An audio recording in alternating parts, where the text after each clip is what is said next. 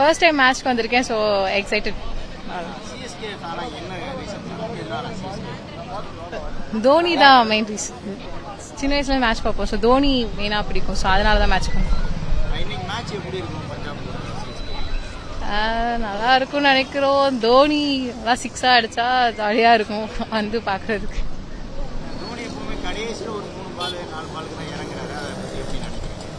இந்த தடவை இன்னும் கொஞ்சம் நேரம் நிறைய நேரம் விளையாண்டாருன்னா நல்லா இருக்கும்.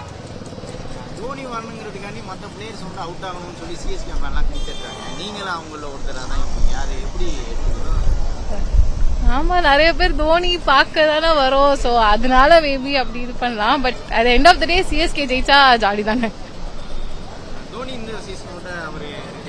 போதும் ப்ரோ, எங்க அண்ணாவை கேளுங்க. தோனி இல்லாத சீசன் ஆப்வியஸா சிஎஸ்கே ஃபேன்ஸ் இருப்பாங்கல்ல. ஸோ ஆப்வியஸா அவங்களும் வந்து பார்க்க தான் செய்வாங்க மேட்சஸ். அதனால அதுவும் நல்லா தான் இருக்கும்.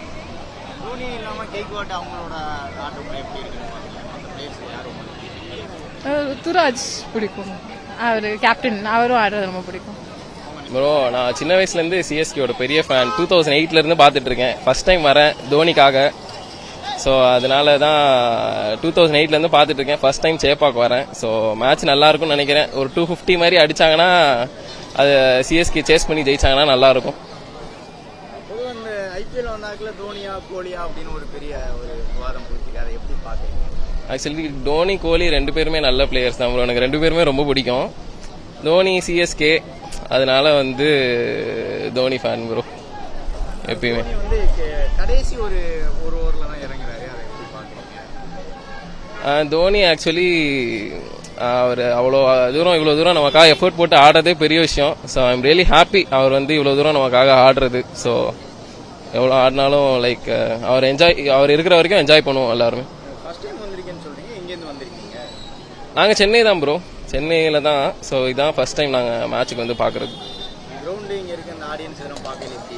ஸோ செம்ம ஹைப்பாக இருக்குது bro. We are really excited to watch the show. So hope we have a great show today. Dhoni இல்லாமல் வந்து பத்திரானா பிடிக்கும், சிவம் டூபே, அப்புறம் நம்ம இவர் ருத்துராஜ் கைக்வாட், அவங்களாம் ரொம்ப பிடிக்கும் ப்ரோ.